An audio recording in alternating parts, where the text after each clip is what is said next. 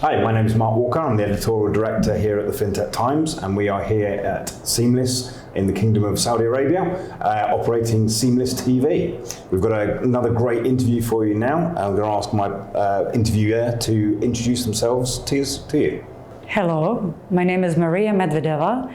I'm a country business lead for Saudi Arabia and Bahrain for Mastercard, and I'm a chairwoman of a newly established entity in Saudi Arabia called Mastercard Arabia for Information Technology. Wonderful. And you've just spoken on stage talking about the transforming the payments experience. Give us a little bit of a summary. I'll not repeat the whole panel, but give us a little bit of a summary of what were the main discussion points. Mark, the most important side or most important aspect of it all is that consumer spending remains resilient despite the challenges in the macroeconomic and geopolitical environments. So as they see in the spending are going toward more experience economy. The experience economy is moving away from appliances and furnishings, but moving toward the restaurants, the hoteling, the airline businesses. The consumers would like to experience, but not only through what they do, but also how they use the service. So the consumers in Saudi is actually way more progressive in terms of the utilization of the digital payment methods than the rest of the world. We are at about 69% according to our new payment index. In Saudi, 69% of consumers utilized one or more digital payment methods last year, while in the rest of the world, you have only 60%. So we are leading in what we do and how we do it in terms of the digital payments in Saudi. That's kind of interesting. So what would you put that down to? What's the reason for that? Is it what we previously talked about, which was sort of leapfrog economies where you're coming from a smaller position, so you don't have to deal with all the legacy infrastructure, etc.? You know, it's a really good question. As we are disrupting itself, right? The economy is disrupting itself. The payment ecosystem players are looking at the new solutions. So let's just break down different positions.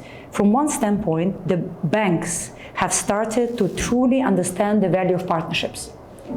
And they're extending the partnerships towards fintechs and trying to really create fintech hubs where fintechs can play in that environment. The fintechs, and we have 39 permitted fintechs and 15 licensed fintechs with 3 digital banks in the kingdom. So the fintechs is also looking to add value to the banking ecosystem. So we have open banking fintechs which have been just licensed. We have BNPL fintechs which are coming, emerging. We have fintechs who are driving the open, let's say, the super app solutions with the instant money transfer. So the economy is disrupting itself because the consumer is looking for more and more options. Okay, and obviously from the population standpoint, obviously it has one of the largest younger populations as well. Do you think that contributes to, one, their change of wanting experiences, but also to their willingness to adopt digital? Absolutely. The generation Z is so different in terms of what they experience. You know, when we looked at some of these payment indexes and what they really would like to have, 20% already use BNPL, 30% prefer to use the, and tap wallet. So contactless penetration in Saudi is 94%. It's above any European country, and it's because that young population, or among total population, 70% is youth. Right, so the expectation of youth is different, and also the way that they utilize payment methods and what they expect. Of course, they want ease, convenience, but also they would like to have a sense of security. So this is something which is very important for even the young generation currently. So you mentioned that sort of security. Do you see any challenges facing this sort of new digital payments sort of strategy? Is there anything that you think is going to be a challenge for the kingdom? The digital payment strategy, I think there are 2 aspects to this. So the digitization is happening at extreme speed. So while initially we wanted to reach 20, 30, 70% of digitization, we are at 67% now already. And so the leapfrog economy is already giving the effect. At the same time, when you look at what's happening overall in Saudi in terms of these new technologies coming through, right? The new technology allows these disruptions to come faster. Okay, interesting. So I'm just thinking, obviously, one of the Saudi Vision 2030 has a lot to do with empowerment of women. What's Mastercard doing in those sort of areas to support that? So obviously the general manager of the company currently is a female, but I can share with you that 45% of my Saudi office now are female. Wow, that's a pretty good above number. The national average of 35%. So, and the reason I use so much of statistics is because it's important to showcase how much women contribute to the payments and fintech space. Almost in any new fintechs or banking industry, we have a lot of progressive female, and we do a lot of training. I'm actually a payments faculty at MISC. So we do a training for MISC. We participate in multiple hackathons and events specifically to drive female participation in society. We do Her Voice program. So the program, which was run by Raha Moharak, she was a brilliant host for us, driving Her Voice, which highlighted the voices of women across different industries. So we are very proud of that, because we don't want only to showcase the payments industry of what we do, but we want to gather all the female leaders across different type of industries, companies, to showcase each of them how they progressed throughout their life and where they're now and why they achieved the position of leadership. I guess that's one of Mastercard's key strengths, and its sheer size and reach is that it can really be sort of an ecosystem player, an educator, and all those things in one. What sort of other things are Mastercard doing to sort of push the payments ecosystem forwards in the kingdom? We globally we have looked at empowering incredible amount of people, and financial inclusion is our key strength in the market. Here, we still have 13 million people who are blue collar or unbanked. So looking at how to empower our financial ecosystem through fintech partnerships, through our solutions, so that they can provide solutions and that they can really truly provide financial inclusion to all of us people. I think this is a core to us empowering the country and even further digitizing. That's on the retail side. On the commercial side, I think it's important. It's one of their understated areas. The commercial area where account payables and how do we pay suppliers, how merchants pay suppliers, including reconciliation, including refund matters. This is all can be really empowered for virtual card solutions, and I believe that this is the next stage.